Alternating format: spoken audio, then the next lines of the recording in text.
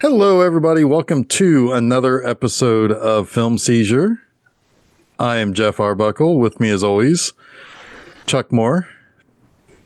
Party on, Jeff. Party on, Chuck. And also my lawyer, Jason Oliver. Jason.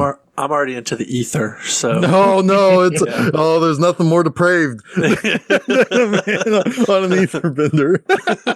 Are you somewhere outside of Barstow right now? What's going on? See, I know you might have read the title of this and thought, oh, they're going to do something clever for the beginning. No, we're just going straight for it. We're diving straight in. No clever here. Anyway, yes, so we are talking about 1998's Fear and Loathing in Las Vegas, directed by Terry Gilliam. Is this the only second Terry Gilliam movie we've done? It was the first one. We did 12 Monkeys. We did 12 Monkeys, that's right. Yeah, it might be. I don't think we did The Fisher King. Oh, that's right. We did The Fisher King. Yeah.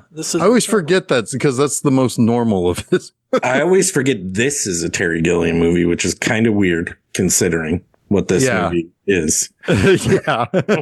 Yeah, this is kind of like the perfect vehicle for Terry Gilliam in many ways. It is. Yeah. It's a match made in Vegas, I guess. Yeah. So yes, this was one of those kind of movies that kind of came and went in theaters, didn't really get very good box office, didn't get very good reviews. But I saw it and I loved it. And I think I like it more today than I ever have before. This one kind of like went through our friends group quite a bit. Like this came out in 98. We were all in Indiana at that time. Chuck, I believe you were as well still. I can't remember was it early 98? May 98. I was leaving in like 2 months. Yeah. Yeah. And it was kind of like we all loved it. It was one of those movies where it's just like we quoted it whenever we had the chance. There is no line in this that isn't quotable. Right. Yeah. It's almost like it was written by a really, really good writer. I don't know. It's kind of crazy. Right. Now, I didn't see it in first run theater. I saw it. It was the one of only 2 times I ever went to the Hollywood Bar and Filmworks. Sadly, because it closed in like 2007 or something like that. I just didn't have that many opportunities to go there. But this was one. I was 21. Went with a couple of buddies from high school who were also 21 by then. And I mean, it was a good time. It was a real good time. I'm pretty sure this. Oh, go ahead, Jason. Sorry, I was just going to say I saw this with your brother, Chuck. Gotcha. But I'm pretty sure we ran this. Yeah, I'm pretty sure you did. I'm pretty sure I saw it at Sony. Yeah. So I definitely saw it in the theater. And I had read Fear and Loathing in Las Vegas prior. I like this movie, but I think a lot of the message is kind of lost in the telling of the movie. There's a couple lucid moments. One that, Jeff, I know you want to talk about later, that drives home really what Fear and Loathing, the book, is about. Yeah. Right. And it's not very clear here, but it's still good and entertaining. Yes. Now, one thing, I kind of wanted to talk about that because, and I don't think now is quite the right time, but I do want to kind of talk about what you see versus what you hear, because I think that I've always had and I'm pretty sure it's a mistake, and Chuck, you'll probably be able to help me remember this, but I'm pretty sure it's a misconception on my part, but it seems to work if I think of it that way, but we'll talk about that later. I think I'll think about that while you. Yeah. I sometimes have trouble just like keeping up with this movie, right? Like I can only sometimes focus on one of 2 things: all the batshit crazy, literally stuff happening on screen, or the narration. Right? There are those moments when it all comes together, and I can see and hear both. But sometimes I'm just like, my mind is like moving in 2 different directions.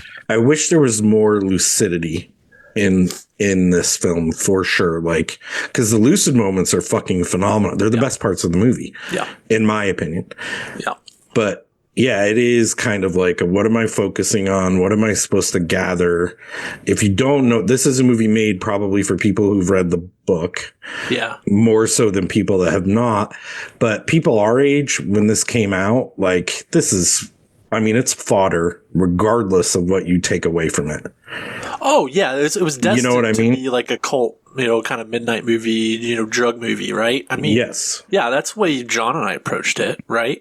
Yeah. We're both, 18, 19 years old. Yeah. Yeah. Well, and I think that, it's kind of interesting because there was that period, and Chuck, I don't know if this was the case at your school, but in the, by 94, 95, there was a resurgence of hippies, or at least an aesthetic of hippies, particularly in my high school, like people in my class in particular, kind of started reaching back to like the late 60s, early 70s style and open-mindedness.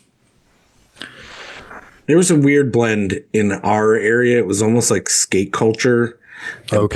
And punk culture was related to hippie culture, which you might be able to make that kind of relation anyway because of what those people all believe in normally. It's all kind of counterculture. Yeah. Yes. I mean, there was a not insignificant amount of pretty crunchy people in my class. Oh, I mean, we had people wearing the shawls or whatever you call them. The tunics and whatever. Yeah. But there was also the resurgence in general of like classic rock, and like there was a lot of like really kind of interesting taste in like the people I wanted to hang out with the most. They liked the 90s style hip hop and the classic rock. We were getting into our parents' records. Yeah, exactly. At that age, probably a lot. Yeah. And which was what I grew up on because I had the older brothers that. Me too. So it's, so it was like I was already there, and all of a sudden my junior and senior year, we're all listening to the same stuff anyway. Right. I was like, well, welcome. I'm glad you came. And glad you caught up. Oh God, there's so many deadheads. Yeah. I mean, at the time, Jerry Garcia was still alive. So, Oh man, they were touring a lot then. Yep. But no, I mean, I think this kind of came out at a really, really good time to kind of capture some of those, some of that, Gen X getting into adulthood. Sure. Because I think we can really identify with the big message of this movie. Especially now. I think now more than ever. Yeah. Yeah. Well, because when this came out, we were still kind of, living in the Clinton years, right? And maybe some people thought, hey, we're moving in the right direction, right? But it wasn't too long after this movie came out where the high water mark hit. Yeah, the high water mark, right? Yeah. Yeah. And we probably passed the last one. Well, yeah, I mean, in all honesty. Yeah. The thing is our high water mark of our generation is still celebrated, quote unquote, every year by people. I mean, I see the when everything broke and turned backwards was, of course, 9/11 for us. Yeah. And it's like we can't get past that. We have not been able to get past that in almost 25 years. But we'll get to all of that stuff. So, anybody want to take a shot at how to talk about this movie? I wish this is one of those episodes where I feel like to do it truly properly, we would almost have had to like meet multiple times before we do the talk, right? Like really structure this out like a proper podcast. because there's so many little elements to this. I mean, this is one of those movies that could be like a series of podcasts, right? Because there's so many things you can get into culturally that it makes reference to. We could have a whole episode on Margaret Mead or adrenochrome or on. I don't want to talk about adrenochrome that long, but it definitely needs to be mentioned. But you could, you know what I mean? Like, you could truly like make a full podcast series out of this movie. Well, so I don't know. I don't know how to go about it other than just like you guys are historians, right? You know more about history than me. What war is going on at the time of this movie, or what war just ended? Well, it would have been Vietnam. It's Vietnam. Okay. Yeah. So we're America after the Vietnam War. And not after. It's right in the middle. Yeah. Is 1970 it's still going on? Yeah, it didn't end until like 75. See, there you go. That's why I asked the historians. So we have the Vietnam War going on. 74, 75, somewhere around there. Yeah. Which is a major, obviously, political sticking point for a lot of people. You have a groundswell of hippies, like you said, or people who are trying to change the system and railing against the system. And that movement is what Hunter S. Thompson is hoping will change the world. Right? And his resignation along the way is that it did not. Well, and that's what essentially this movie is about. We've had three of potentially like the greatest political change makers in the recent history at this point be assassinated. You know, two Kennedys and Martin Luther King Jr. We have Nixon as president. We all know where that ended up, right? And we're stuck in this unwinnable war where all sorts of untold atrocities are being enacted. And it's like, yeah, I mean, this is kind of like, what else do you do but just reflect on what could have been and get fucked up, right? Right. And I think there is an element of like that the U.S. Army harming our citizens as drug use in this movie in a way, like the Agent Orange, all that shit that we were testing on ourselves is the same as the drugs they're doing that are not like the shit they do in this movie is not anywhere near normal for the most part. Right. It was not mainstream drugs. A lot of these. Yeah. So yeah, I think they are commenting on like the extreme nature of some of the testing and well, you know, MK Ultra is really what introduced a lot of what we have as hallucinogenics. Timothy Leary is mentioned in this, and how Timothy Leary even got it wrong, right?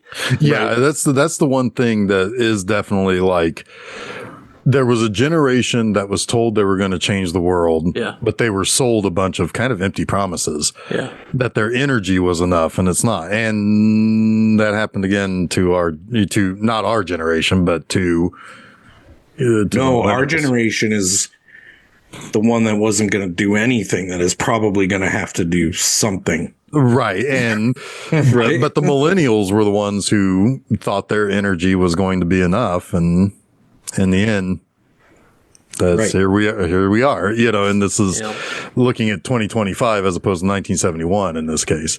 You know, but I can see looking terribly, not to belabor this part of it, at our generation, because we should have taken power by now. And we should have. We have not. But we were sold complacency. We didn't have a war that we had to go off to.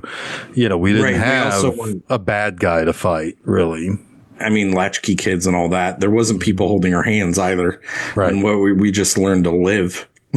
Yeah. Right. And we were the slacker generation, and, you know, and, it's not good. But, you know, despite what some people think, some of us Gen Xers don't want what's going on. Have we even mentioned Hunter S. Thompson's name yet?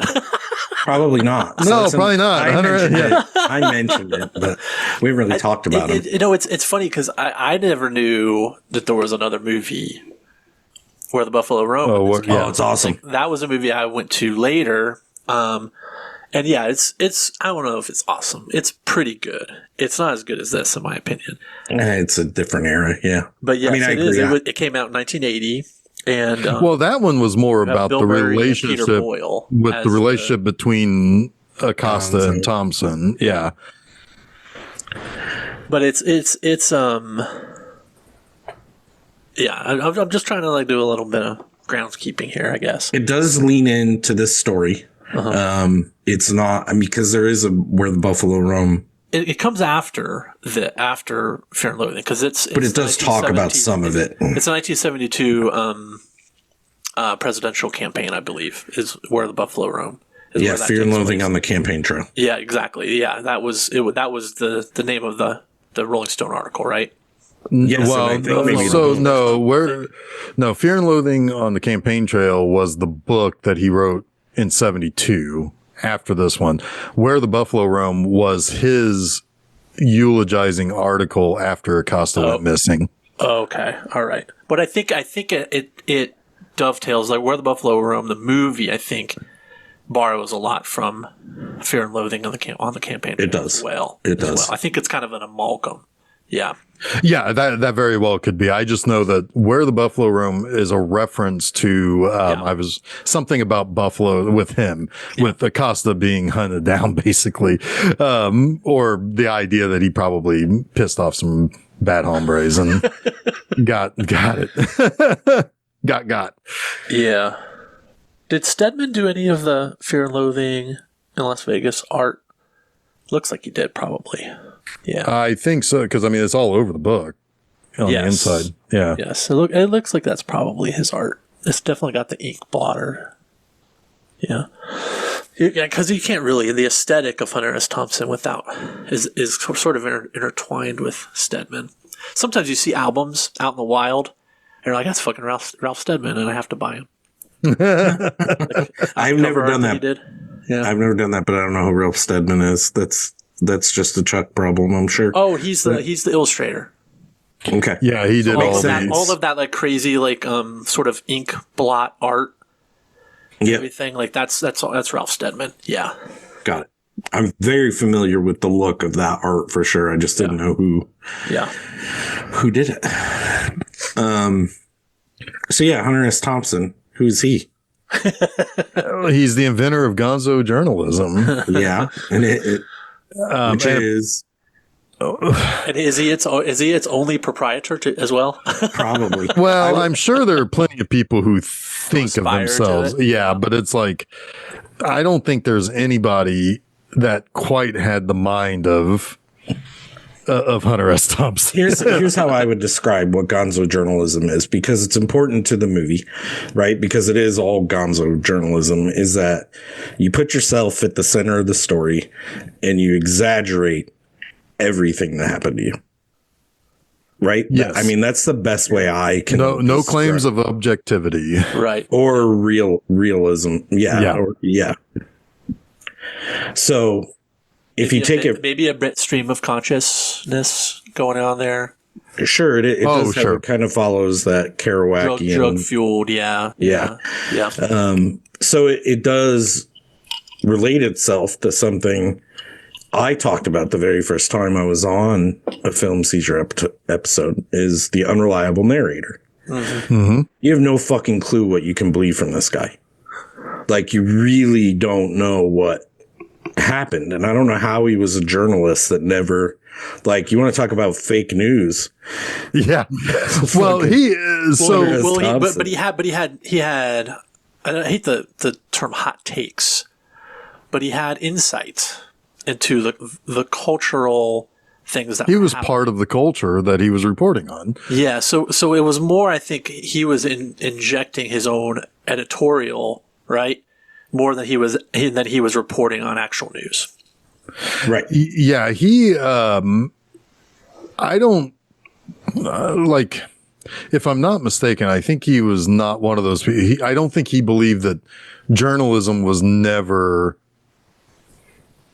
completely and totally fair and accurate and true, that everybody was injecting their own slant on things. So he just he just turned the wheel all the way. nth degree kind of thing. Yeah. And he's like, I'm part of the story now.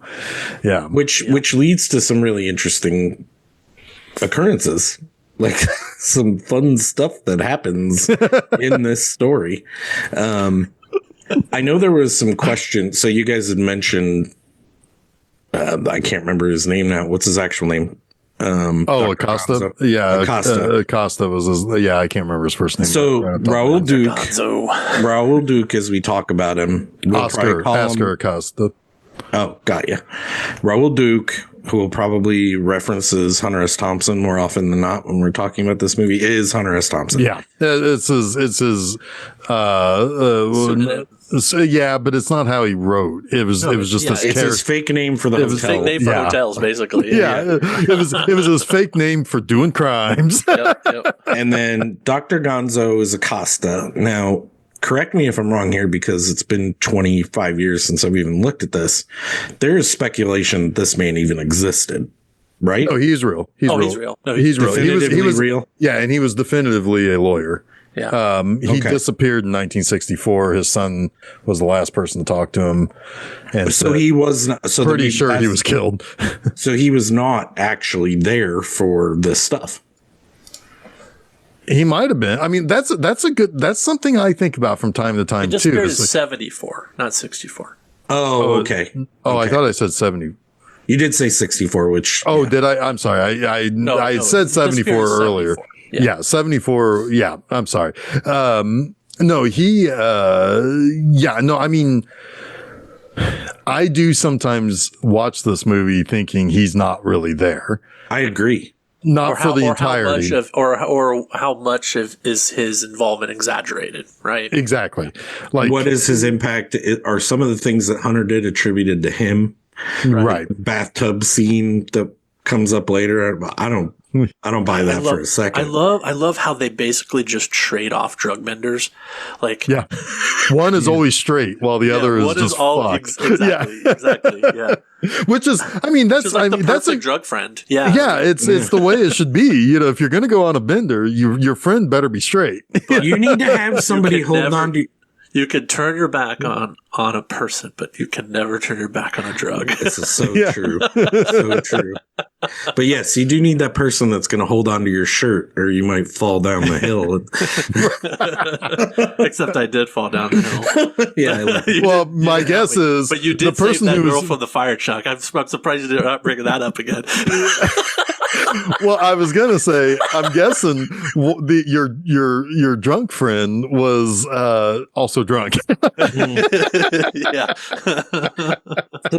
Yeah. Well, I mean, there is something to be said about that, though, when you do have a friend that is fucked up, and I'm not calling out anyone specifically. If you're messed up, it's either you fall in the pit with them or you get like a weird kind of soberness. One of you can get like a weird soberness. Yeah. Yes. Even though it's not. I've been on both sides of that before. Yes. Yeah. Yep. Oh, well. Because it's not like Hunter S. Thompson was really sober. Like, he'd be taking Quaaludes and shit and just have the balance to be there for Gonzo. But go ahead. Yeah. No. So there's this is told a little bit out of order, but basically, while in California, they got a call, or Thompson got a call to report on the Mint 400 motorcycle and dune buggy race outside of Vegas. And Gonzo was like, well, then they treat this like they're going on a special like government mission, which is hilarious. Right. Because it's so self-serious, but it's like, it's all, you know, just fucking with you. But, Gonzo is like, well, then as your attorney, I recommend that you, get a red convertible and basically get the hell out of town for a few days. And what they bring with them, though, is an entire museum of drugs. It's a pharmaceutical suitcase, basically. It sure is. Yeah. And on top of that, there's like 3 or 4 cases of beer for 3 days. Hell yeah. He calls it his drug collection. Once you get into the throes of a serious drug collection or something like that, it tends to get out of control. Yeah. It's the same for any kind of collection, right? Like if you're a collector, I don't know what you're talking about. If you're a collector, look at your collection and just imagine it's drugs. God did to us, man. God didn't do that. You did. I love how many different things Hunter S. Thompson calls Dr. Gonzo. Most of the time, though, it's something of some sort of an animal or a rat bastard or I like when he's got Tobey Maguire in the backseat of the Oh my fucking Tobey and he's Maguire. like, "You're not prejudiced, are you?" And then he starts talking about Dr. Gonzo's racial handicap. Yeah, right. Well, because he keeps referring to him as a Samoan. He's not. He's Hispanic. There's this like very hilarious. There's this hilarious like self contradiction that Thompson is doing so often, especially when he's interacting with people. It's like he's leaning into what he assumes their fears are about the situation in a way, or it's him being fearful. It's his own paranoia, I think. Yeah. There's so many things it gets right about drug paranoia in that scene with Tobey Maguire in the backseat. Oh, it's so good. Well, it's so funny because like he's puzzling. Did he hear me? Did he hear me? Does he know? And he is saying it as he is like thinking it. Did I say that out loud? And then he has to tell him so he can't let him go. Right. He's like, well, I just need to have a chat with him. And that, of course, is the worst thing you could do. Yeah. Right. So here's everything that they had with him. They had 2 bags of grass, 75 pellets of mescaline, 5 sheets of high-powered blotter acid, a salt shaker half full of cocaine, and a whole galaxy of multicolored uppers, downers, screamers, laughers. Also, a quart of tequila, a quart of rum, a case of beer, a pint of raw ether, and 2 dozen amyls. We were sure going to get into that richer stuff soon enough. Yeah, so not that we needed all that for the trip, but once you got locked into a serious drug collection, the tendency is to push it as far as you can. Yeah, the only thing that really worried me was the ether. There's nothing in the world more helpless and irresponsible and depraved than a man in the depths of a ether binge. And they were going to get to it sooner or later. It's the perfect drug for Vegas, though, because it makes you look like a drunk, and Vegas loves the drunkard. Yeah, and they just usher you right in. Oh God, through the turnstiles. They God, Circus is a fucking nightmare. Here's the thing about this movie, right? Because like it's a perfect representation of seeing something that I imagine if you were on just about every one of those drugs that they brought with them, what you would see and experience. Like it's about as good of putting that onto film as anything else. Yeah. I mean, I haven't done a lot of those drugs, but the ones that I have done, I'm like, yeah, that's pretty much spot fucking on. Like when he's driving, they're on their way to Vegas, and Dr. Gonzo gives him. He's like, "Here's your half of the sunshine acid," right? And he just eats this huge wad of blotter, and he's like, "So how much time do I have?" It's like, "Well, I would say you've got about 30 minutes." I've been in those situations before. Well, what about the conversation about? Is he talking about? I can't remember what drug he's talking about, but he's like, it's the kind of drug where you wait for an hour and a half and nothing happens. That's mescaline, and you're just about to get pissed off. Like, did I get scammed by my dealer? Yeah, I've not been on mescaline before, but I have not. I've had that experience before, and I can feel my arm. Like the slow roll. Yeah. Yes. Oh man. But when Also- oh my god, it's like one of my favorite moments though is when he's like I knew we were going to be cutting it close, and they finally get to the hotel and the acid starts kicking in. It's like Oh yeah, and all the dinosaur people. Yeah. Yeah. he's like going up to people's faces and like Give me some looking at golf them. shoes. And of course like for whatever reason in this situation the acid isn't hitting Dr. Gonzo as hard, right? So he's kind of like shepherding at this point. They're always trading that shepherd role. Right. And this is where he gets into the this is where because he starts seeing that the floor is bleeding and he need to get some fucking golf shoes and see how can you walk through this muck. Yeah. And then, I don't know how golf shoes would even help in this scenario. I've worn them before and I don't think they'd help. well, tell me about the fucking golf shoes. So we haven't even talked about like the principal they just players. gave us the press pass was to get you out of there, man. Yeah. So go ahead, Chuck. Let's do that.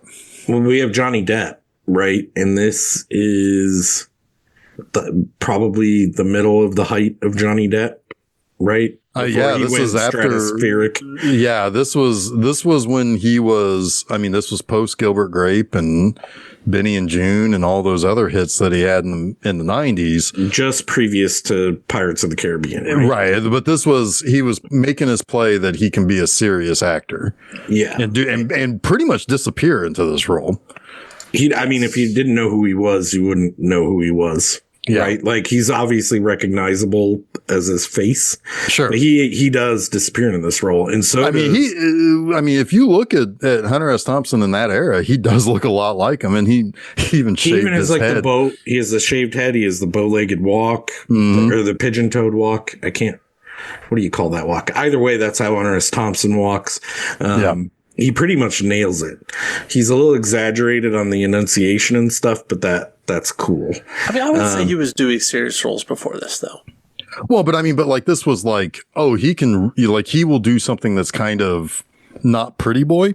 Sure, okay. And it's like he's he's really kind of digging into this isn't that glamorous of a role. Non-traditional. Well, I mean, we talked about Ed Wood, and he did that several years before this. I mean, that's another one of them. Yeah, and what's in Gilbert Grape? He was not I mean, he's a pretty boy because he's a fucking pretty boy. Sure. Yeah, but he is. We can't unfairly judge him. Right, but he is burying his. He is burying what sells his tickets, though. Roscoe was the year before this as well, so he'd been getting his foothold into this, I think. But this, to me, like for Johnny Depp, just feels more of like a passion project. Yeah, he ended up living with Hunter S. Thompson for like a couple of months or something like that. That made Hunter S. Thompson's like funeral requirements a reality with the rocket, shooting him out of a cannon. Yeah. Holy shit. Exactly. Yeah. I don't remember that. Yeah, he did. Yeah. Well, he also discovered and found the Rum Diary.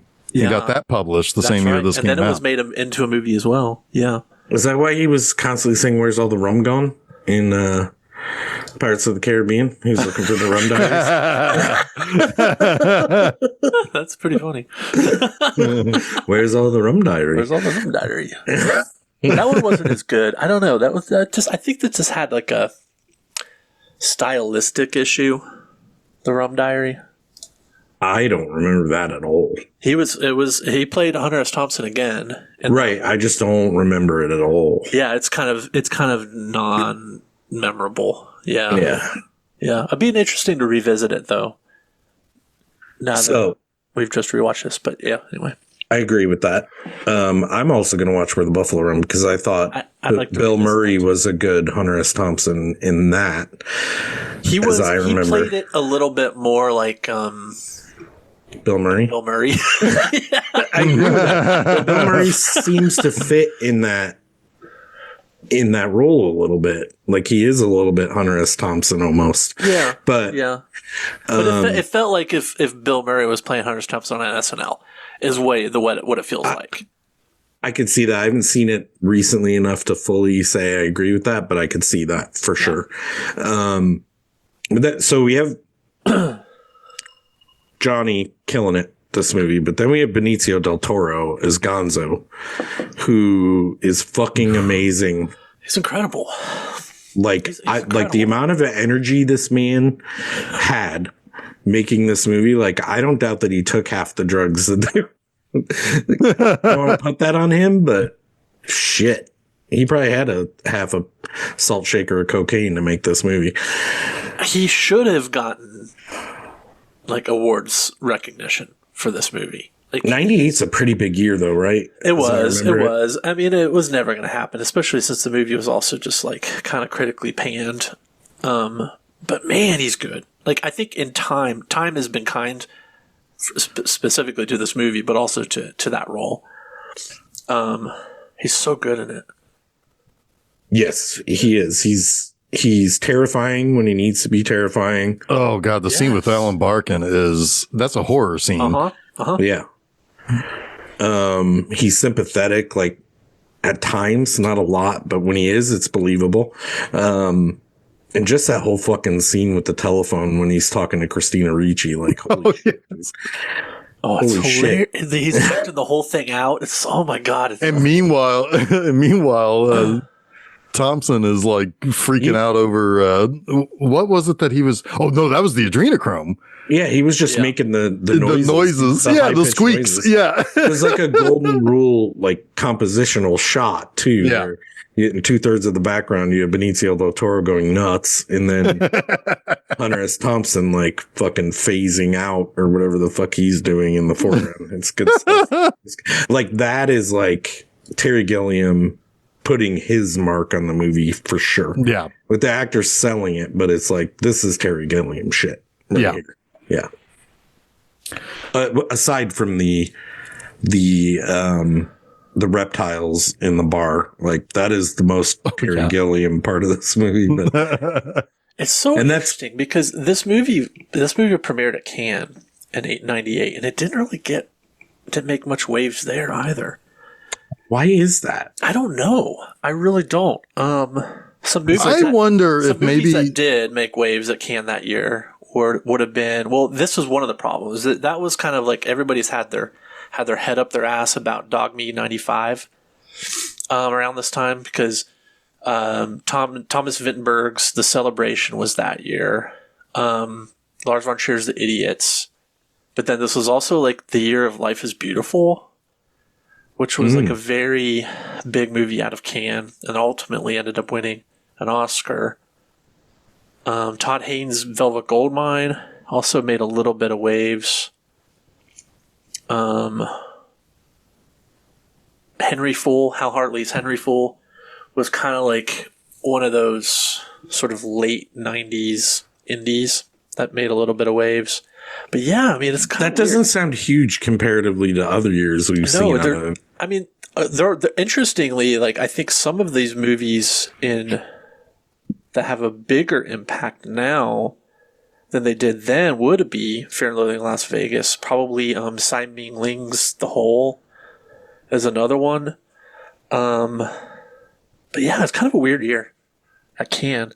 They also had like some movies that weren't in competition.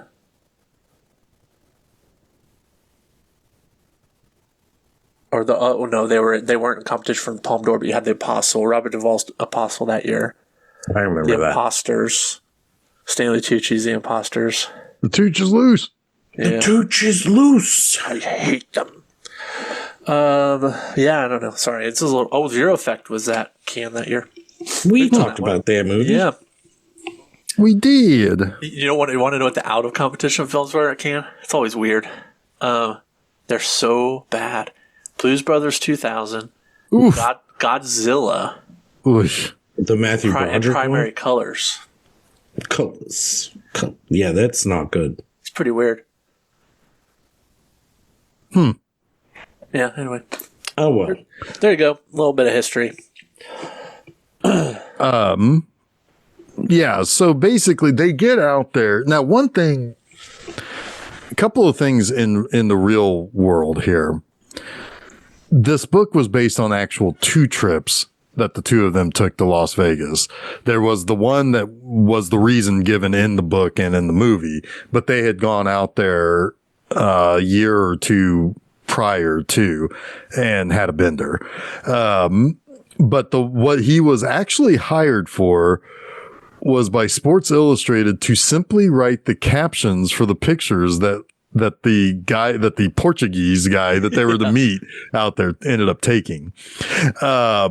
That was all he was hired for, were for captions. That's amazing. Total coverage. Total coverage. That's what's that guy's name? Craig Nico.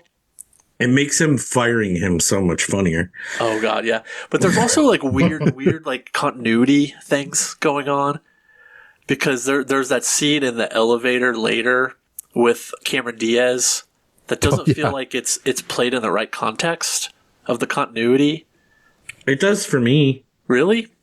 Yeah, because just prior to that, Gonzo's like, he has my bitch up there. He has my woman, that fucking asshole. So then Hunter is like, here's why he's saying this. Yeah, that's right. Well, I understand. I understand the flashback, but at that point in time, it's almost like, well, we don't even know when that took place. He's making it. Well, he's got the dust on his face, so it happened after the race. They would have already been fired. Is my point. He would have already have fired him. So it just feels weird. Yeah, I think he hooked up with this other group because he wasn't working with Hunter anymore. Yeah. But I mean, I guess that's neither here nor there. But yeah. Although I will always remember him trying to keep. I'll always remember him trying to drink his beer, but constantly having the beer get fucked up. The one guy sneezes in it the first time, and then the second time he gets all the sand. Yeah, and it's just all sand at one point. Yeah, it's like, well, you idiot, you took. Well, that's another open mug. That's another kind of important moment that it isn't necessarily glossed over, but if you think about the craziness of the time, like reporting on or sorting what's happening in the world would be next to impossible, right? And that race represents that. It's like getting out there to try to report on a race that's happening and all that you see is dust. Yeah, he calls it patently absurd, doesn't he? Yes. Yes. And it's like, that's what's going on in the world at this time. Like, it could also be a commentary on trying to cover the war too. Well, that's what I mean. Well, yeah, like, I mean, like being there. Yeah. And it's like, what are you seeing? You're not really seeing fighting. You're seeing the people get exploded over there. Or you're seeing a bunch of fucking sandstorms. Right. Yeah. Or whatever. Yeah. Smoke. Yeah, exactly. Yeah. It's, I guess Vietnam wouldn't be sandstorms, but yeah. But he is, and he and the photographer are like diving in, and it's like, like total coverage. but it's the same idea of those who went with soldiers. Well, it's precise. Sorry to interrupt. It's precisely why that truck shows up with the guys that have the fucking machine guns and shit. Like, why else would they be there? Exactly. It's almost like completely just saying this is what the war is like. And there's no way in hell those guys were really there. That's an imagination of Thompson. Yeah. Or Thompson being clever with. Exactly. Yes. Right. Yes. To try to hammer home his point. Yeah. Yeah. Yeah. Yep. So he Craig Bierko, real quick. Yeah. He was Max Baer in Cinderella Man. It's probably his biggest role. Yeah. It's probably the biggest thing he ever did. He was in that movie 13th Floor, which came out around the same time as The Matrix and kind of got like overshadowed, but it's actually a pretty good movie. And I remember that movie. The same year as Fear and Loathing in Las Vegas, he made a Larry David movie with Steven Weber called Sour Grapes, which is very funny. I remember that. Yeah. I remember that title. I don't know if I ever watched it or not. Yeah. But he's done other stuff. But those are the stuff I would like to highlight in this episode. Nice. Thank you for that. Because I guess the reason why I'm also mentioning is he wasn't really a face then. He's kind of a face now. But there are so many faces in this movie. Oh my God, yes. Like, oh my God, they're everywhere. And it's almost distracting. right? Because you're already like sensory overload, and then you're like, holy fuck, that famous person. Yeah, here comes Christina Ricci. What's Right, funny yeah. about that is not at the time, right? Right, Maybe not to a really lesser as much. degree. Ellen Barkin, maybe a little bit. Like Well, certainly Christina Ricci was having a big moment. she was also People very would have pop- known. Well, okay. Sorry to interrupt there, Jason. Maybe Cameron Diaz in 1998. Oh, that's a big deal. Cameron Diaz. Yeah. and probably Christopher Maloney to a lesser extent, but I honestly, I never knew that was him until Yeah, I didn't. Yeah, I didn't Really? realize. yeah, well, I think the fact that and he killed me watching it this time. Like absolutely destroyed me. but those people were in the public consciousness then, so it wouldn't have been as jarring. Sure, Right. Well, he would have when he was also. I just mean in general, like Christina Ricci, you're surprised now, but then you would have been like, "This makes sense." I recognize Ricci then though. Yeah. Well, this would No, have. that's This was what right. I'm saying. Yeah. It wouldn't have been as surprising because they Sure. were already kind of in things. Sure. I don't know how to explain it. This was also right at the start of her doing more grown-up movies, like The Opposite of Yes. Sex, Black and Snake Moan. Buffalo's 66. Buffalo 66. Yeah. Black Snake Moan is years later, but Yeah. What's the John Waters movie she's in? Oh, Pecker. Yeah. Pecker. Yep, Yeah. that's it. Yeah. Yeah. Yep. Yeah, they're absolutely right. Ice Storm, we talked about that. Oh, yeah. A little bit Yeah. before this as well. Yeah. Yeah, she went from doing like That Darn Cat to the Ice And Storm, Casper. The Yeah. Opposite of Sex, Buffalo 66, Fear and Loathing in Las Vegas, Pecker, and 200 Cigarettes. Although she did in between there do Small Soldiers, and that movie's awesome. It was only a Yeah, Small Soldiers is a fun The movie. movie's I awesome. like Small Soldiers. Also, Gary Busey, if we're naming people. Oh, yeah. Yes. Oh my God. Yes. I always remember Gary Busey being the lonely highway patrolman. Can I get a such kiss? weird. It's I get a such kiss? a weird scene. Yeah. It cracks me up that they're talking about Bakersfield or Baker. Was it Bakersfield? Baker. or- It's Baker. I've been to both. One to get a tire fixed, and it was fucking weird. I ended up in Baker, and our tire broke on the way to Vegas from San Diego. Like, holy shit! Like, we were terrified. Oh man. It's like fucking being in U-turn almost. And I'm sure that's Yeah. a delightful little town, right? But when you end up in a town like that and you don't have a means of travel, and you're like, this is fun. If we don't get the tire fixed, we might die. That was like Hobart, Indiana for me and Susan. It was like, shit, we got to get out of Hobart, Indiana. It's so weird what like triggers that like warning in your head, and it's probably sometimes I'm sure it's like a good warning from your brain, but oftentimes it's like your brain is just like, I watched too many movies when I was a kid. It's a bit xenophobic. Yeah, Yeah. You're trying to like, I don't want to be this way, but at Right. the same time, fight or flight's kicking it.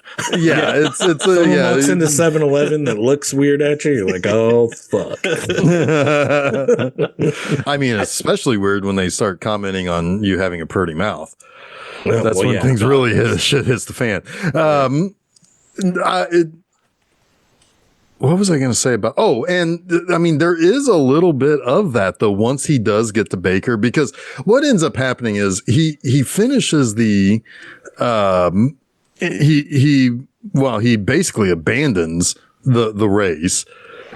They end up going on a bender. They both end up on a bender at one point together in the room, and he wakes up and Gonzo's gone. The motherfucker left him. And he leaves. He's desperately trying to get it, which, God, it kills me when he was like, I had already taken my luggage and all like the fucking fruit from the room out to the car 32 bars earlier. of soup. Yeah. So all he had to do was just take his basically his typewriter was all that was left. But anyway, he escapes, and that's when he runs into the Gary Busey, and he gives his sage advice for how to deal with a cop wanting to pull you over by going faster so that you don't create contempt within the cop's mind for you for being weak. And he eventually, and he's like, oh, I'm headed to Baker, or, can I make it to Baker so that I can get, and he's like, I want you to go and get rest or whatever. And when he gets to Baker, first of all, the cop tells him to go to the rest stop. The rest stop is bombed out. Like, it looks like it literally exploded. He was never going to that rest. He was never going, but he was going to hit Baker, and he was going to call, he found out that he got a call, a message for Thompson when he was trying to escape the hotel without paying the bill. Yes. Which, how many hours in a row did they have like a full on room service? It was like for 9 hours in a row. Oh, that is that trip. I think it was something like $200 an hour. Hours at like $35 an hour or something like that. Yeah. So something important to note here, that note that you mentioned was sent by Gonzo while or before they left for Vegas, bringing back into question whether Gonzo was actually fucking there. Right.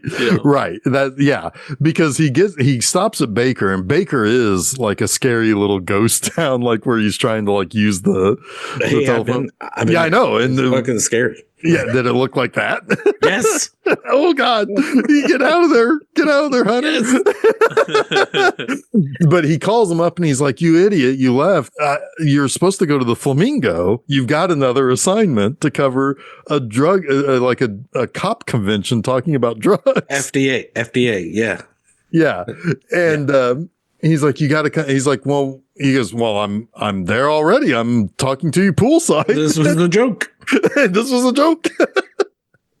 Yeah, and so he goes back to Las Vegas, and this is where we end up meeting Christina Ricci, Leg biter. Right, because Gonzo has picked up a young religious freak girl who likes to paint portraits of Barbara Streisand. They're so good. They're so good too, those portraits. Oh, they were also already kicked out of was it Debbie Reynolds concert? Oh God, yeah, it was Debbie Reynolds. Instantly. Yeah. They were instantly kicked out of that. And then they had a picture of her hanging up over the bed the next day. Yeah. After their bender. Amazing. Oh, the weird Mark Harmon cameo in this. Is it even a cameo? Like Yeah, I mean, he was the guy, reporter at the bar at the yeah, he was the one who told the story about, like, while this was after Hunter had fired the Lacerda. Yes. The Portuguese. I love how he describes everyone very, like, I mean, it's very Lacerda, he just assumes is a Portuguese guy. Yes, yeah. But he's like a blonde-haired guy. You know? Whatever I think you are, you are. Yeah. Right. He's some sort of rat bastard, probably, is what he thinks. So, yeah, he gets... right, so he gets back there, and he's like, are you fucking crazy? It's like, with all these cops here, like, how... Like, why do you have this... girl? They're gonna say, oh man, they're gonna think you raped her. And he like paints like the most grotesque picture, and the whole time like Gonzo is like, no, don't say that, man, no, that's not cool. well first he, like, to get him to understand, he talks about, oh, I see you're we can pimp her out all these cops. You know, they'll be like lining up out the door, you know? Yeah, it's like, man, that's not cool. Don't say that. He's like, you got a dirty mind, you suck. And he's dressed like Jesus. Your Macho Man Randy Savage. Yeah, yes, that was my Macho Man Macho Man. Roger Man. But and he's dressed as Jesus. Yeah. Yeah, because he's kind of like hippie. He's like kind of sort of laid back hippie. Yeah, but then he kind of lays it all out for him. He's like, you're gonna go to prison for allegedly sodomizing this girl. And like in multiple ways too. He points out multiple ways you've sodomized her. It's like, no, man, no. And then you've got Harry Dean Stanton as the judge. Yes, Like, yeah, because he has the imaginary where she's all like in the cute, like innocent look, and she's like, and like talking like a little baby, and like while they're in their cell, and he's still wearing his Las Vegas visor. Yeah. Okay, I don't want to speak too soon here, but after they send her away is when they get into the adrenochrome. Yes. Which is something at the time that I would have thought nothing about, right? This is this made up drug that they're talking about in this movie. But Jeff, I don't know how much you know about this. Jason, I know you looked into it, so please feel free to color it. Jeff knows about Washington, D.C. Pizza parlors. He knows about Tom Hanks. I don't know about Tom Hanks. Tom Hanks is into the adrenochrome? No, he was. Oh, he's one of the cabal? Yeah, he's They do the adrenochrome for sure. They're the cabal. Yeah. Yes. Yeah. Okay. Yeah, this is all the Q stuff. Yeah, the QAnon shit. Yeah. But this is wild because I think Timothy Leary maybe mentioned adrenochrome a few years earlier, right? Which is probably why it's on Hunter S. Thompson's radar. It's probably not a real drug that anyone could ever get their hands on. But you have this young girl. Not in a ethical or legal way, right? Well, not even in the way that people think you can. I think you can produce it artificially. Yes. But it doesn't have like the effects that are illustrated in this movie. But everything they mention in this movie, right? So you have this young girl who's probably underage, who's been sodomized and abducted in a way. You have adrenochrome, which is the name of the drug that the Pizzagate people talk about now, or the cabal people talk about now. A Satanist who sells it to them. Yep. Mm-hmm. Right? Every condition that is talked about now for Hollywood being this monster that abducts children and takes their adrenaline and then turns it into adrenochrome is the very first time mentioned in this book. Yep. In this movie.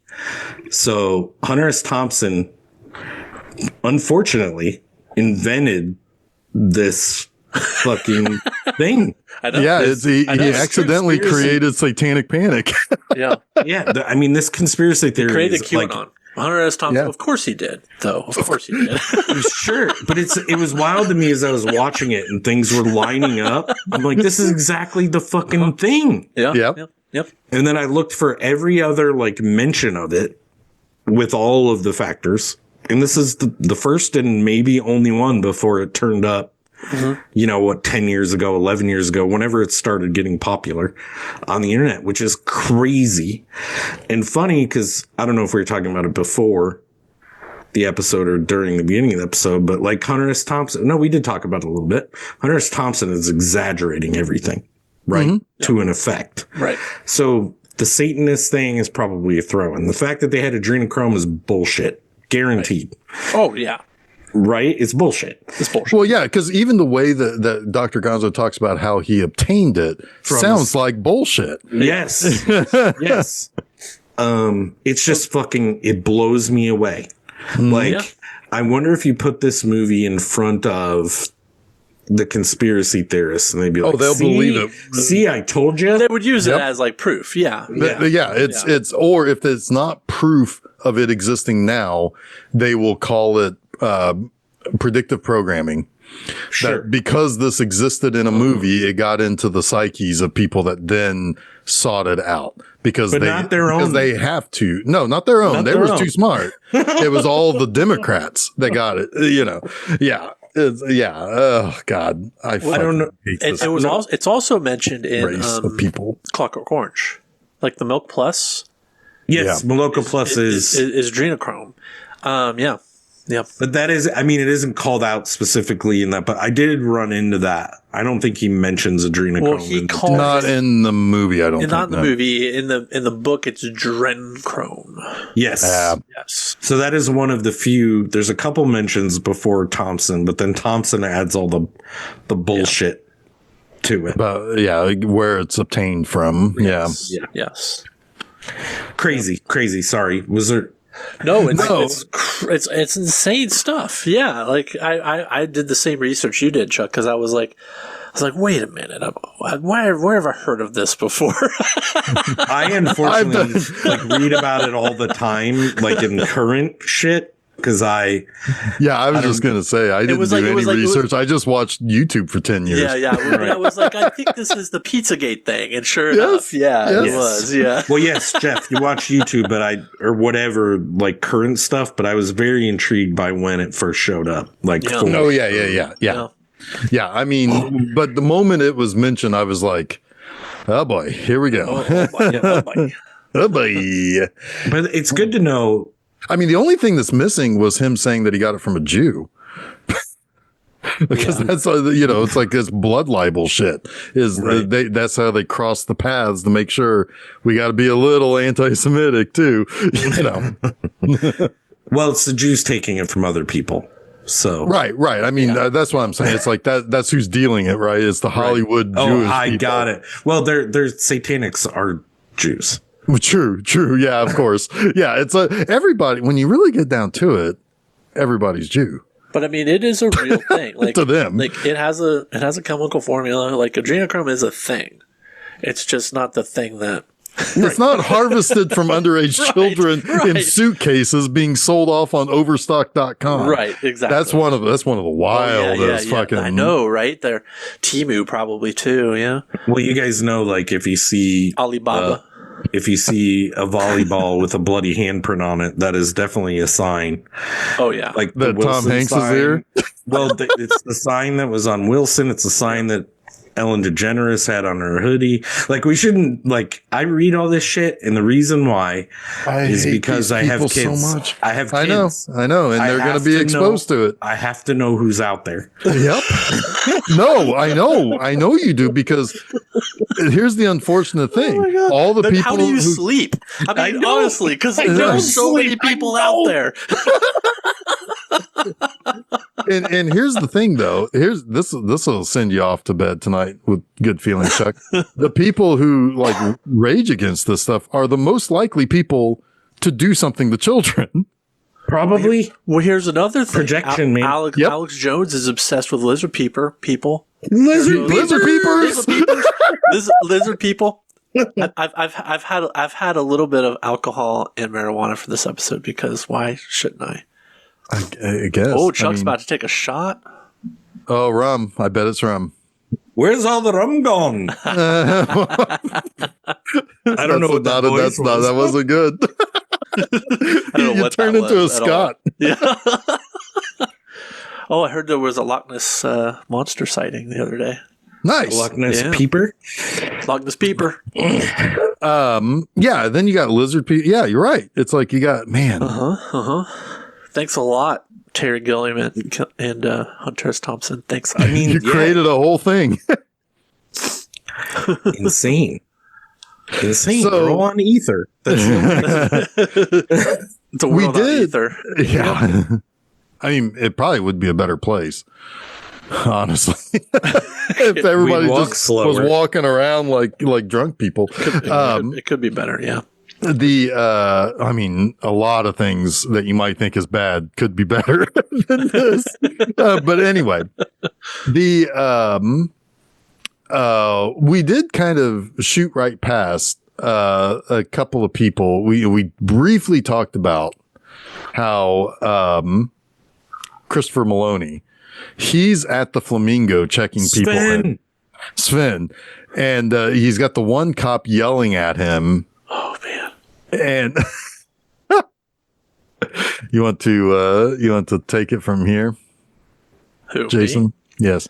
Well, he's the actor is also someone fairly. Yeah, Troy Evans. Yes. Yeah. He's all up in his face because they booked late, so they were essentially on standby. So they got rebooked at a hotel down the street, which you got to assume is a dump. Probably, yes. So he's like going at it after Christopher Maloney, who's playing kind of this effeminate hotel check-in clerk, right? And then you get Maloney's inner dialogue. Oh yeah, because Thompson could hear him. Thompson, yeah, right? Yeah, because Thompson's observing, right? And he's like, this guy, he is gonna give this cop every single piece like shit that he's ever gotten from cops in his life, right? He's like, I have the power now. Yeah. And then of course Thompson comes up. He's like, can I just like, cut right in here real quick. And he tells him his name and his reservation. He's like, oh, yes. We have you, Mr. Duke. Yes. And he makes this order for like booze. Yeah. And it's like, I say, okay. Or whatever. I say, okay. He's like, if you need anything, please call this number. He's like, he goes out of his way to give this Gonzo hippie guy, the best possible customer service. Meanwhile, the cop's wife is like breaking down in tears. It's so good. Well, and then he's like, I'll call you a cab. I'll call you a cocksucker.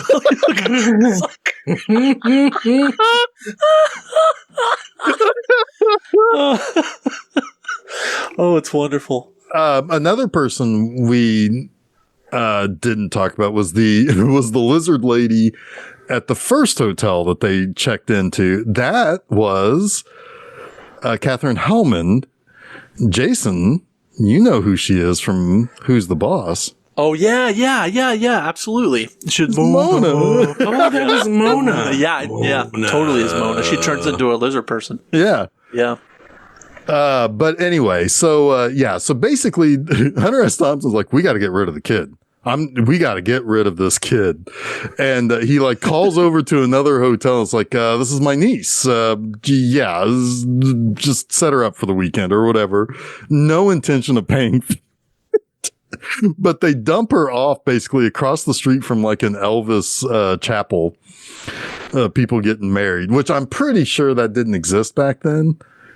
But it's a nice little tip of the cap of what like Las Vegas turns into. White chapel. Well, at least the Elvis impersonator marrying, Yeah. But like there is a nice little tip of the cap there because this is really what this is showing Las Vegas for being what the dreck that we've turned ourselves into. It's like America to the fucking nth degree in terms of money and people breaking and making it and breaking it and, Yeah. But anyway, so yeah, I'm fine with having a little bit of Elvis impersonator in there. But so they dump her off and they go to the convention. And this might be my favorite scene in the movie. Like the whole thing, it killed me in 1998. It kills me today. The whole explanation of how you can spot a junkie with his crusted semen on his pants, and Hunter looks down and he's got a little crusty spot on his pants. He's like, oh. Michael Jeter absolutely kills it in this scene. Like kills it. And the levels of what it takes to like rise up through the ranks of the drug culture. The ranks of the drug culture, yes. Stupid. It's so funny. It's the only way it's like, in a way, it's kind of like, yeah, this is how somebody like this would think. Like they have to think of it as a hierarchy. But it's also like we have this today. We have these like bullshit experts who peddle this crap to cops at these conventions and in seminars. Like they make a whole living on it. It's a thing. Right. And it's always been happening. So like they're getting this expert, testimony from this guy who's paid, whatever to go to all these conventions and do this for cops. Yeah. Perpetuating bullshit. I miss my calling because I like bullshitting people. Yeah. I should have been like a seminar bullshitter. That's what I should have done with my life. Except if you had done that with like Michael Jeter, you're getting like people put away for life for marijuana. I'm rich. I don't give a shit. Yeah, Isn't that the rules? Yeah, that's them's the rules of America. Yep. Well, I mean, like again, it's like Jason. You've seen those episodes of Best of the Worst where. It's like the whole wheel of the worst is full of these shysters. Yeah. And of course there's surviving edged weapons, which is the Caliber Video. That's the people who send out these kind of horse shitters like this and then amp up cops to the point where they're ready to pull the trigger at any fucking moment. Yeah, I mean when they get into like real like social situations where they try to understand the mind of the addict, it's all bullshit. Well, it's always done without humanity. Yeah. They have to dehumanize the person. Dehumanizing. Yep, exactly. Yep. So that way, if you shoot him, don't feel bad about it. But man, Michael Jeter is just so good in this scene. He's so good. What's the word? What would groovy when he's groovy? And the whole time, Gonzo and Thompson are just like fucking seething, and they're also like snorting coke. Yes. Well, and then when they show the movie, the two people start making out. When that's when Thompson needs to leave. I like when even Gonzo is just like, man, you're crazy. That's too crazy. When he's like snorting coke and Well, he's already got the crusted spot on his pants. He's already found out. Gonzo who's like, fuck this. I gotta go. I'm out of here. Oh. God. So, shortly after this, Gonzo has to leave. And this was always something in the trailers where he's like, I've never missed a plane. Yeah. And he like cuts across the desert and like through the chain link fence to take him right to the tarmac. And that's when he talks about how, Dr. Gonzo is a rare breed and he's too weird to live. Too rare to die. There he goes. One of God's own prototypes. A high-powered mutant of some kind never even considered for mass production. Too weird to live and too rare to die. What's funny about that God's is it's prototype. That's so good. Kind of all of us, right? Yeah. Kind of all of us. Yeah, there are people on the edges, sure. But yeah. Well, he's, in a way, it's for all the shit that he gives Dr. Gonzo throughout the movie. It's one of the sweetest things he says. It's a lucid moment for him. Yeah. It's one of the better parts of the movie because it's the real Hunter S. Thompson talking to you for a moment. Right? Like, nice, Jason. Finishing my drink. Really loud. All right, continue. It's our Fear and Loathing episode. Yeah, fair enough. He's got to drink up. And then basically he goes back and he makes his final comments. Now that's not the high watermark happens at the halfway point of this movie. That monologue. Now. Well, but yeah, but the second part that he finishes is at this point. So basically, I've got it here. Hang on a second. I've got it here. I figured you wrote it down. I did. Well, I typed it down. So this is before he leaves the first hotel. And he wakes up and he realizes Gonzo's gone. He's, and he's got to, he's in the trash place, but he's not yet left. And then, so he basically says this point here. He's like, strange memories on this nervous night in Las Vegas. Has it been 5 years? 6? Seems like a lifetime. The kind of peak that never comes again. San Francisco in the middle 60s was a very special time and place to be part of. But no explanation, no mix of words or music or memories can touch that sense of knowing that you were there and alive in that corner of time in the world, whatever it meant. There was a madness in any direction at any hour. You could strike sparks anywhere. There was a fantastic universal sense that whatever we were doing was right, that we were winning. And that, I think, was the handle. That sense of inevitable victory over the forces of old and evil, not in any mean or military sense. We didn't need that. Our energy would simply prevail. We had all the momentum. We were riding the crest of a high and beautiful wave. So now, less than 5 years later, you can go up on a steep hill in Las Vegas and look west, and with the right kind of eyes, you can almost see the high water mark. That place where the wave finally broke and rolled back. And that's pretty much, like you said, Chuck, that's the point of this movie. Yeah, it's what it's all about. And Vegas is the perfect place to represent the madness that still exists in the world, that did not get overrun by the energy and the wave of the people. Yep. And there's people now who think they're riding a wave that are going to talk about a high water mark in the future that aren't like, we are going to be there, like digging the trench to stop the water, or however you stop it. We're going to talk about a high water mark of a different kind, which is funny. There's competing waves always. Yeah. But anyway, go ahead. Sorry. No, I mean, this is like Las Vegas and the movie as a whole and the book as a whole is in my opinion, and maybe, I don't know, maybe in my summation, was basically like a representation of the end of idealism. Or the failure of it. Yeah. Or the failure. Not the end, the failure. The failure of it. Yeah.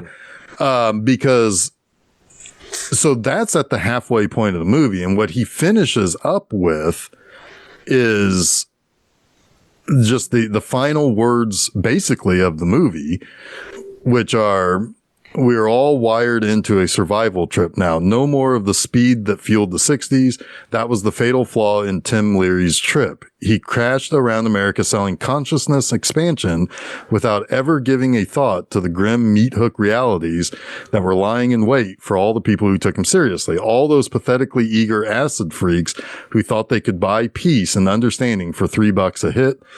But their loss and failure is ours too. What Leary took down with him was the central illusion of a whole lifestyle that he helped create. A generation of permanent cripples, failed seekers who never understood the essential old mystic fallacy of the acid culture.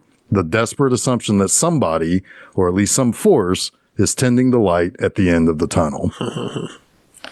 There's a little bit of scapegoatism there. I don't even know if that's a word, but it's hard to blame the activists for what happened. Well, I think, yeah. And I think what some of that is everybody was pointing to each other saying, well, somebody's going to keep this burning, right? There's no central leadership. There's no real identity. Right. It was a movement, but not without an identity. Yeah. Okay. So maybe his failure, and maybe we shouldn't expect Hunter S. Thompson to provide that, but somebody needs to point to where the leadership should come from. Well, sure. But it was too late. This is there's another wave coming.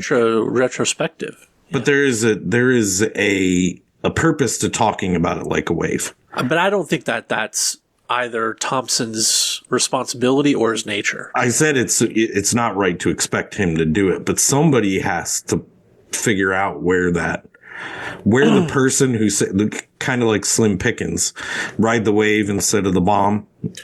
Right. Yeah. Sorry. Yeah. No, I mean, that's a good, yeah. Yeah. And we do need that. The waves do keep coming. That's my point. Well, yeah.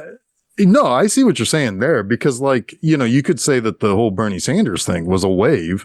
The problem is that what happened to a lot of those supporters? A lot of the fervent Bernie or busters either became accelerationists and voted for Trump. Yep. Or they refused the vote, or they voted for Trump again. Yep. I mean, and that's just our perspective too. Though. Sure, but there was nobody left to say, I'm going to pick up the slack for this guy who started this revolution. Yep. Right. There's always a vacuum, whether it's political or in the what do you call those people? The activists. Right. We do need a leader in the activists, and Hunter's right. Oftentimes there is no one tending. Well, and the problem was that there were 3 people who could tend that light at the end of the tunnel, and they were all killed back then. They were all dead. Yep. Just they may not have been needed if the first one wasn't killed. Sure. Yeah. Right? We don't know. We don't know. I mean, but if JFK wasn't JFK, if he wasn't killed, who knows? Who knows? But ifs and buts and puppy dog tails. That'll get you. That'll get you something. I don't know either, but it's pull the string. Pull the string. I think the lucidity moments in this movie are the best. Again, I'll reiterate, I wish there were more of them because it doesn't fully get the point across unless you're really paying attention. Yeah. I mean, no, I It's get still a I good caught movie, up in the surrealism. Yeah. I will say a couple of things here because this is a good part because one thing we did skip over was the night before Gonzo left, which the grapefruit night. Well, the night he left and all he had was the recording and it was retracing the last like 6 hours or whatever. Oh my God. Yeah. Yeah. And that was like the really scary shit that was going on because he has no memory of any of it. Except for the waitress. That was the only thing he had a memory of. And it was the cruelest thing that happened. But anyway, first of all, I will say that as much as I think that I think the perfection of this movie lies in the imperfection. I think Jason's right in the sense that there are multiple ways you can watch this movie. You can watch it one way and just take it for what it is. And then the next time, just watch what's going on in the background or just watch what Raul Duke is doing or what Dr. Gonzo is doing. Or you can just watch what people are or how people are reacting to them. But that does create an imperfection, right? It's kind of like the idea, I mean, we're referencing all of our past episodes. The idea of like what made the Pink Panther so special was this imperfection, right? Yeah. And I kind of look at that as this kind of being a beautifully messy movie that makes it perfect for me because I think there is so many different ways you can come at it. I agree with that. My problem with it overall, I guess I'll say, because I do like this movie a whole hell of a lot, is that when you're delivering this important a message, you might want to make it the first thing you think of when you watch the movie, not on your third watch. Granted, I picked it up this time, obviously, and I've read the book, so I already knew. So yeah, right. But it is a very important, like, impactful message that Hunter S. Thompson is giving us. And it's partly maybe his failure for how he wrote the book. I don't know. But it is a little more clear in the novel than it is. Sure. In the movie, and I've said that, and I'll shut up about it. I'm sorry. No, that's fine. You're giving me the fear. You give me the fear.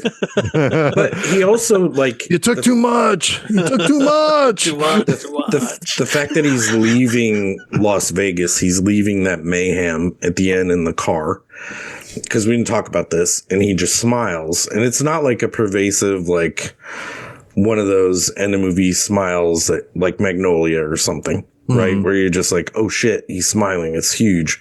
But if you think about it, he's leaving the chaos and thinking about the future that's better than what he left it.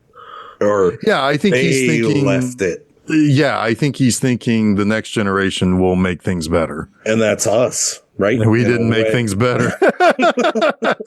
Is that us? There's a generation between he is part of the forgotten generation. Yeah. The boomers is probably too late for them by this point. Yeah. So he probably is thinking about the generation that, because for the most part, Gen X came the boomers from are the screaming at forgottens. Republican congressmen at open town halls right now, though, which is so I guess they are making things pretty better. fucking funny. Yeah, and Jeff, you and I are in a micro generation, and I don't want to get into this, but you and I are in like a micro Gen X. I'm at the. We're all Gen X. Yeah, you are in it too. It is a micro generation. Gen X ends at 1980. Yeah. Okay. So it's like 1962 to 1980 or something. Susan like always that. laughs that she's born in 1980. She laughs that she's considered a geriatric millennial. Yeah. Ugh.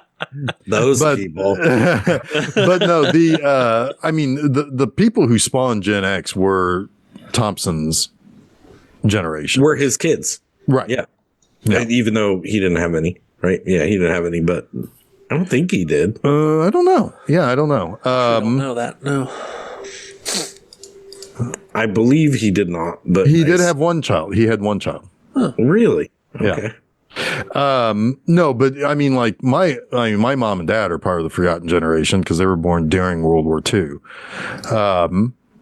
But like, certainly the younger or the older Gen Xers were from that generation for certain.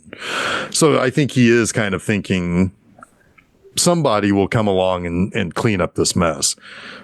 Much like the mess of his hotel room that somebody had to clean up. The shame is, and what we talked about, the way those rooms were fucking destroyed in no time flat is insane.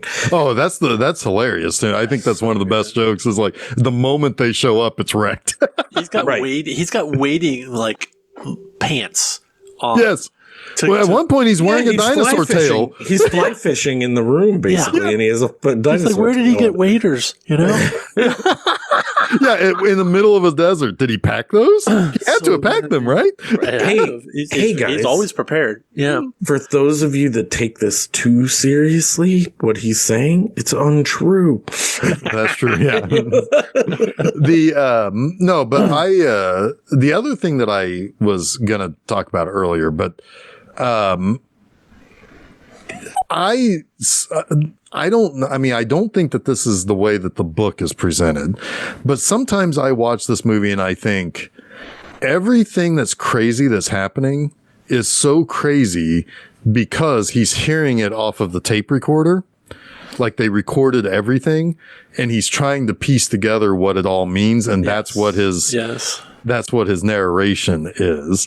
He's filling in the gaps with a little bit of pizzazz. Yeah. I've watched the movie from that perspective too, where it's like the reason why it's so wild is that he's just picking up clues from a tape recording. Now they literally do that at one point. Yeah. Which is that where it gets into like the really scary part of the movie where Dr. Gonzo looks like he's going to kill a woman. And maybe very nearly did. But all because he slipped a note to her that said backdoor beauty. Yeah. And oh, God. And like Hunter S. Thompson like really does her a solid by basically narrating that she's in charge of this place. She might be scared right now, but this is her domain and he's fucking around with it. That's Ellen Barkin, right? Yep, that's Ellen Barkin. When he goes over and he cuts the phone cord, oh God. Oh God, yeah. It's menacing. Well, and then he's gonna like he wants that pie, and you think, is he gonna throw the pie? Is he gonna put it in her face? I know I'd see this movie countless times, and I still thought that he was gonna put it in her face. Yeah. Me too. Yeah. Jeff, I know you mentioned this earlier, so I'll just mention it now. I cannot, with any certainty, tell you the narrative element around that in the book. I just can't remember. I read it in the 90s, so I don't know. Yeah. I don't think it's tells it I read it in California at some point, early 2000s, and I don't remember. I think it's pretty similar to this. It's a pretty close adaptation. I do know that. Yeah. But anyway, I think this is a great movie. I think it's one of the greatest cult classic movies of the 90s. Yeah. Maybe the greatest cult classic movie of the 90s. It has two exceptional performances. That if I were to rewrite the 98 Oscars, not only would Saving Private Ryan fucking win, but these two guys would have been nominated too. Sure. My last note on this is I also agree it's a great movie, but I can't put it in the upper echelon because of how it makes me feel. I'm so fucking anxious every time I watch this. I almost want to turn it off, but I'm like, no, it pays off. It pays off. I keep telling myself to just hang in there for it. It's another example that the late 90s were maybe the last high watermark of cinema. It was so good. That was another element too, was that seeing movies between 1995 and 2000 was pretty good times. Yep. Pretty good times. We worked in the theater at a really good time. I wonder if some of that is why we think that, but that's a discussion for. Well, I was at the video store and I have all sorts of warm, fuzzy memories from that era. That's what I'm saying. We watched a lot of movies then. That was our formative years in a lot of ways. So, well, it was the adult years in which you feel like you're about to, grab the world by the balls. I don't feel like movies have been that audacious since. Well, I will agree with you in this sense is that 80% of what I revisit is from 2000 or before, for sure. With some that have come in the last 25 years. Not to discredit there have been very many great movies in the last 25 years, but there has been a safe homogenization of cinema overall. Well, at least the mainstream cinema. Yeah. Yeah. I mean, I would say we're obviously already going to be geared towards the things that we keep going back to because of our age. And that just happens to be stuff from the 80s and 90s. Right. So, I mean, just like, Travis, we'll throw Travis under the bus here. I'm just kidding. But I mean, his Star Wars movies are the prequels. He likes those a lot more than he likes the original trilogy. Well, he's also stupid. And wrong, but well, but I mean, sorry, that Travis, kind of love you, buddy. well, you can tell him about that next weekend, if you want. But the idea is the there's obvious, like, just goes to show you that's 10 years after us, right? Or 15 years after us, really. And it's like, that's always going to be different. And, stuff that my nephews find so nostalgic, I don't have any reference to. I don't have any idea what those are. Right. Yep. So I think we did it. I think we did. I think this was a good conversation. Are you guys ready to leave Las Vegas? Yeah. I'm ready. Let's go back in time. I want to go back in time, not to Back to the Future. I don't remember where. 1956? Is that where we're going? Well, no, 55. We're actually, but we're also going back to the Great Depression. We're going to head out to West Virginia. Ooh, it is 1956, but told about 20 years later. Yeah. So next week, Jason takes over the programming for a whole month. So look out. I don't know. Look out. Look out. If anybody watches along with us, it's going to be a lot of hours. It's going to be a lot of hours. I got some bangers, though. I brought some bangers. Well, what are we starting with, Jason? We're starting with Night of the Hunter, the sole directorial feature of Charles Laughton, one of the greatest film actors and stage actors of all time. Married to Elsa Lanchester, the Bride of Frankenstein. We've talked about her a few times recently, yeah. And he was Dr. Moreau in The Island of Lost Souls. We'll talk all about that next week. We will. He was also in Old Dark House. Anyway, yeah, so next week, April 2nd. So it's not April Fool's. It's April 2nd. It's actually happening. We have Charles Laughton's Night of the Hunter with the most barrel-chested person in the history of man. I'm not in that movie. No, I said barrel-chested, not barrel-belly. Oh, my bad. I got one of those too, Chuck. Don't worry. I'm making fun of both of us. Anyway. So go to filmseizure.com. That's where you can find out all those places that you can follow us, find out what's playing and what have you. Also, all those same places, this upcoming Monday, March 31st, I have a new episode of Monster Mondays, and it is the British television special Ghost Watch. Oh, yeah. Yeah. Dig it. I dig it. Yeah, I super dig it. I only recently learned about that movie, and it's fascinating. The story behind it. Really messed up some people, too. Yeah.